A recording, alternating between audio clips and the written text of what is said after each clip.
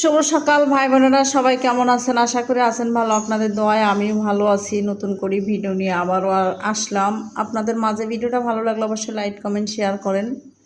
তাই সকালবেলা আসলে কি বলবো, আর বলার মতন কোনো কিছুই নাই।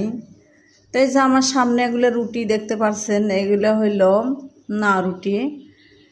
তাই আপনার ভাইয়া অফিস থেকে আসার সময় আমার বলতেছে ফোন দিয়ে সকালে নাস্তা নিয়ে যাব নাকি।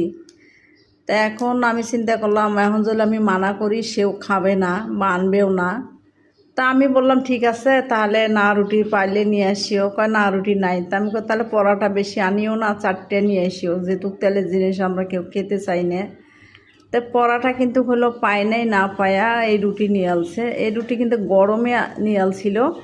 তো এই রুটিগুলো কিন্তু হলো মেসিয়ারেরা কী করছে, বানিয়ে সুন্দর করে প্যাকেট করে আপনার ভাইয়ারে দিচ্ছে। তো এখন আমি চা বানাই দিলাম।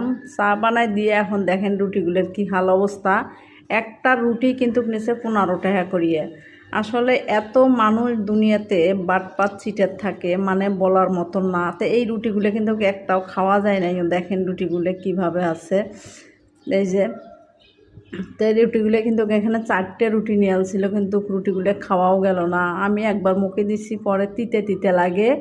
আর ছোটা দিয়ে ভাই বোনেরা রুটিগুলো একেবারে ভরে ফেলাইছে। সে মানে ছোটার জন্য মুখে দেওয়া যায় না, আবার ফির হলো পুরি ফেলাইছে, তিতে লাগে আসলে। না রুটি আমি আরও কয়েকদিন হোস্টেলে খাইছি, খাওয়ার পর আসলে এত স্বাদ লাগে, মানে গ্যাসের গুলে মানে বলার মতো না।